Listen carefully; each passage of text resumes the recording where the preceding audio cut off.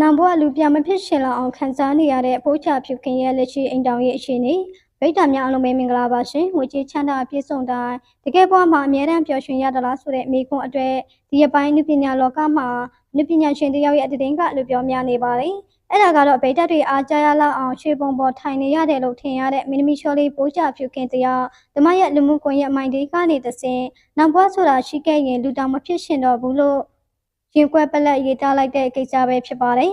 အမာတွေဖိုးရုပ်တံဇလန်တွဲတွေကနေတဆင်ဗိဒ္ဓတွေရဲ့အတင်းနှလုံးကိုတိမ့်ပိုက်ထားနိုင်ခဲ့တဲ့ပိုးချဖြူခင်ကိုအလုံးကအမှားရနေကြမှာပါဓမ္မကအနုပညာခီးလာဖြောက်ဖြူအောင်မြင်နေချိန်မှာပဲမန္တလေးကနာမည်ကြီးပီကေထုံးစိန်ရွှေရတနာဆိုင်ပိုင်ရှင်တထေးကြီးအကိုထုံးနဲ့အိမ်တောင်ပြုခဲ့ပါတယ်အဲ့ဒီအချိန်ကမုတ်ဆိုးဖို့တခုလာတထေးကြီးနဲ့လက်ထပ်ခဲ့တဲ့အပေါ်မှာဝေဘာမှုတချို့ရှိခဲ့ပေမဲ့ပိုးချဖြူခင်ရဲ့စိန်ကြားလှတဲ့လူနေမှုဘဝတွေခမ်းနားတဲ့အလှူဒန်းတွေကြောင့်ဝေဖန်တန်တွေတိတ်သွားခဲ့ပါတယ်။ဓမ္မရဲ့မိခင်တော်အေးမြင့်ကိုယ်တိုင်ကတောင်တမဲဖြစ်သူကိုအလွန်ဂုဏ်ယူခဲ့ရတယ်လို့ဗိဒ္ဓတွေကလည်းဓမ္မကိုပင်မတပါလို့စံစားနေရတယ်လို့ပဲထင်မှတ်ခဲ့ကြတာပါ။ဒါပေမဲ့အပြင်ပန်းကြည့်ရင်ပျော်ရွှင်စရာကောင်းတဲ့ပိုးချဖြူခင်ရဲ့အိမ်တောင်ရေးဟာ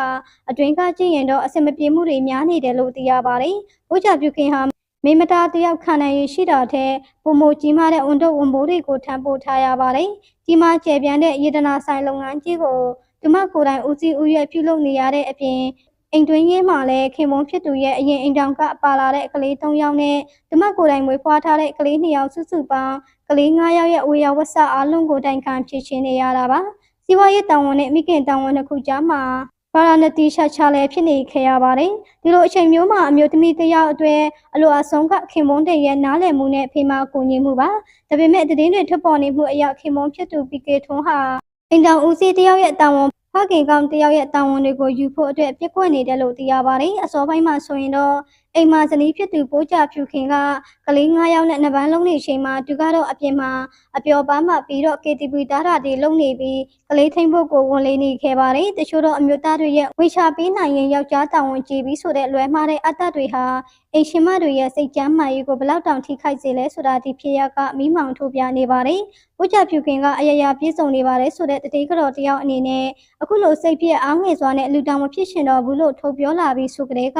ဓမ္မရဲ့ရင်ထဲမှာဘလောက်တောင်ပင်ပန်းနွမ်းနယ်နေမလဲဆိုတာကိုချင်းစာကြည့်လို့ရပါတယ်။အိမ်တော်ကြီးဆိုတာငွေပုံပေးထားရုံနဲ့ဘယ်တော့မှမตายရနိုင်ပါဘူး။လင်းနဲ့မရဆိုတာအေးသူပူမြတာဝန်တွေကိုမျက်ဝေထမ်းဆောင်မှသာခိုင်မြဲတဲ့မိသားစုဘဝကိုထမ်းဆောင်နိုင်မှာပါ။ငါကငွေရှာပေးတဲ့မင်းကအိမ်အလုပ်လုပ်တဲ့ဆိုတဲ့ခေဟောင်းက